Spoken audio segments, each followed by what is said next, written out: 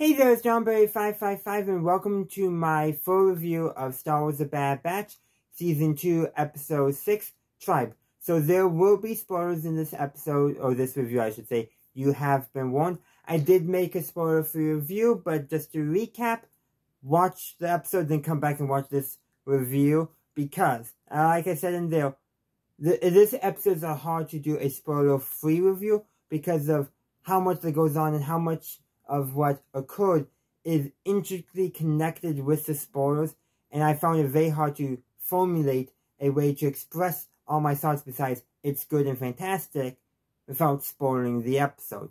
So, what's actually going on in the episode?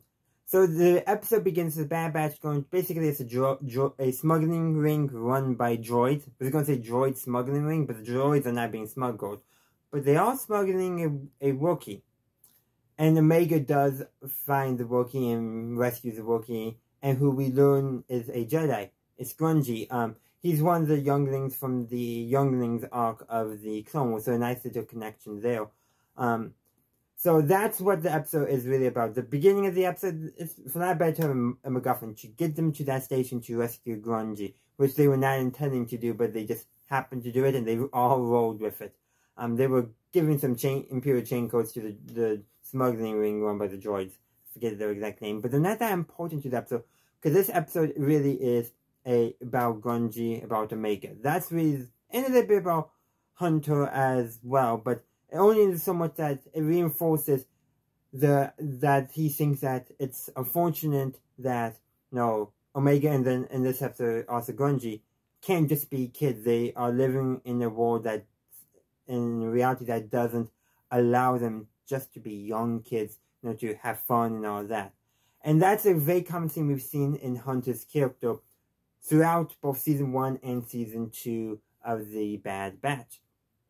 Because in this episode, it's also a Wookiee episode, so we get to see Kashyyyk while the Empire is just starting to take over, and they're using the Trandoshans to do it. Imperial troops have not really come to occupy the planet yet. Sure, we did see a few clone troopers helping the Trandoshans, but there was only like maybe 2 to 4 of them. Not a huge number. Probably just these clone troopers are more liaisons from the Empire. And the Trandoshans are using old separatist tech that's now been commandeered by them and the Empire. And it's all to basically strip, not yet strip mine, but strip Kashyyyk of all its resources and of course the Trandoshans just want to hunt Wookiee pelts as well. We actually see them attempt to destroy a sacred Wookiee site.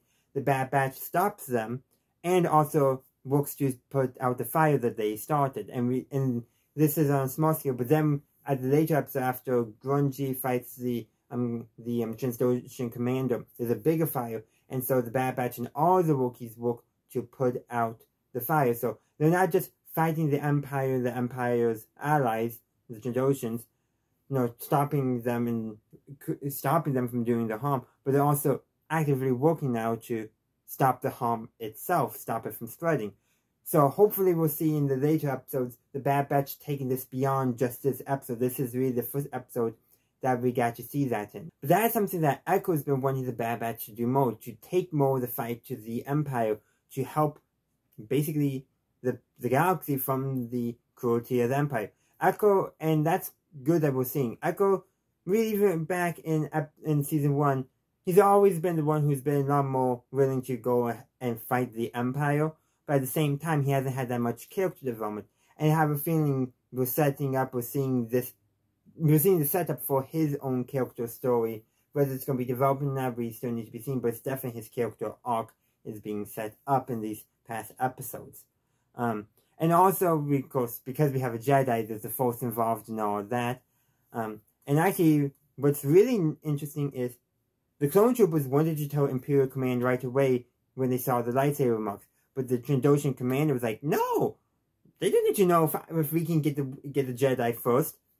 And so the Empire probably has no idea that Grungy is on Kashyyyk, because the Trandoshan commander was looking more for glory for himself rather than actually serving the goals of the Empire. Which does connect nicely to the trend that we've seen over and over again with the Empire. It's so much there's so much basically jockeying for position, your own glory and power, that the actual goals of the empire may not get accomplished because your personal goals you place above higher. You want to climb the ranks, you want to get more power and authority within the empire, or just even personal glory. It has basically caused the empire to fail before. Literally in I believe, yes, in Star Wars Rebels, I believe it was episode 0 Hour, Admiral Constantine, looking for glory, breaks formation, and that gives the rebels an opportunity to get reinforcements. Like, basically, seeking your own glory hurts the empire. But it's also a, the word I'm looking for is also a key feature of the empire, without which it wouldn't really be the empire. So it's a double-edged sword, if you will. But they do stop the Trandoshan in this instance, though we do know from Fallen Order and then also Aftermath Life that the Empire does eventually occupy all of Kashyyyk and save the Wookiees. So it's kind of a bittersweet ending. Yes, it's good. They stopped the Empire, but we as the audience knows it's not permanent, so it's bittersweet. But at the same time, it's also good because the ending, sure, they stopped the Empire, but it was more about getting Grungy back to his home that he never actually knew because he grew up in the Jedi Temple. But it also gives us insight into Wookiee culture, even though he doesn't know which village, which tribe, if you will, he came from. The village that they do find do take him in, and we can also see the parallels between the Wookiee spirituality and the Force. The Wookiees in Star Wars have their spirituality is deeply connected with the planet of Kashyyyk and the trees, and basically it's how the living force and how things are interconnected to it. And so Grungy, you can easily tell, he picks up on that and sees the connection between the Wookiee spirituality and the Force. Probably recognize it as one and the same, it's just the different terminologies that are different. And you see this often in Star Wars, where a local planet's religion or spirituality is another aspect of the Force. Which is a nice through line for all Star Wars. Shows how everything in Star Wars, even if you don't always have the same characters popping up, is still a connected world because of that through line of the Force. So that's probably where I'm going to end this review. There's probably more I can say, but I said what I wanted to say, and we can continue the discussion in the comment section down below. So share your thoughts in the comment section. If you haven't done so already, consider liking, sharing, and upvoting the video. I would greatly appreciate it. Also, consider checking out in the links down below, and consider subscribing to the channel if you haven't yet done so. And as always, have a good day, good night, wherever you are. May the Force be with you, always.